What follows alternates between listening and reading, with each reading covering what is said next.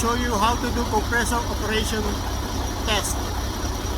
Our compressor is responsible for building air in our air tanks.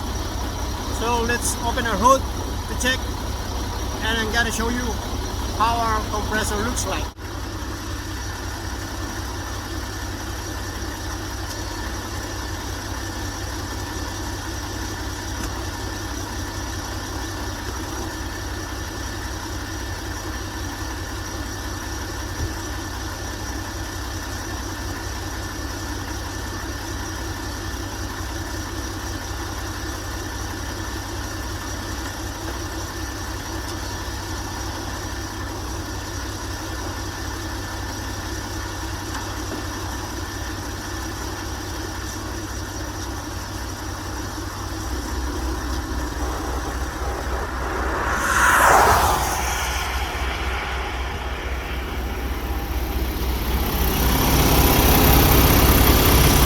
Here's our compressor, responsible for building air in our air tanks.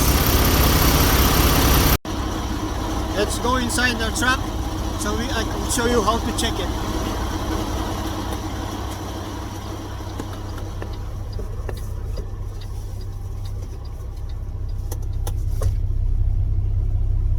We make sure that our wheels are black because we're going to release our parking brake.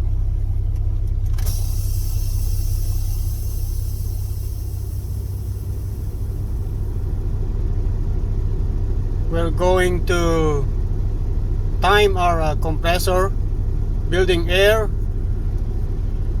from 85, here is 75, 85 to 100 psi in 2 minutes. If it is more than 2 minutes, then your truck will put a red tag, and the red tag means your truck need first to be repaired before your trip. So we're gonna start our timer when our gauge reach 85, and stop timer when the gauge reach 100 psi. So first, gonna apply our brake to lose air. Okay, it's 75 psi.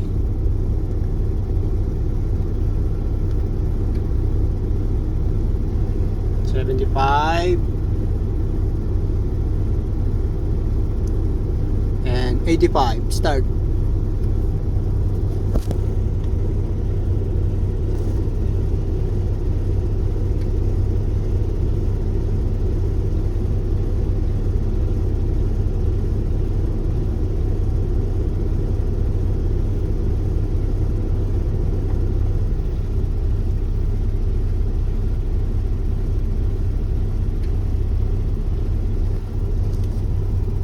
There we go.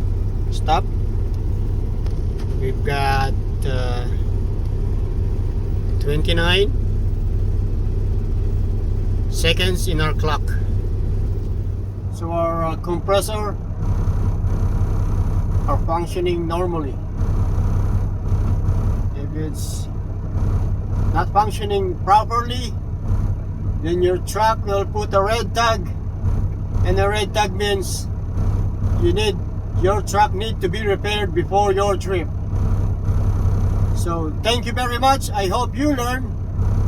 Don't forget to subscribe, like, and click the notification for more updates about my video.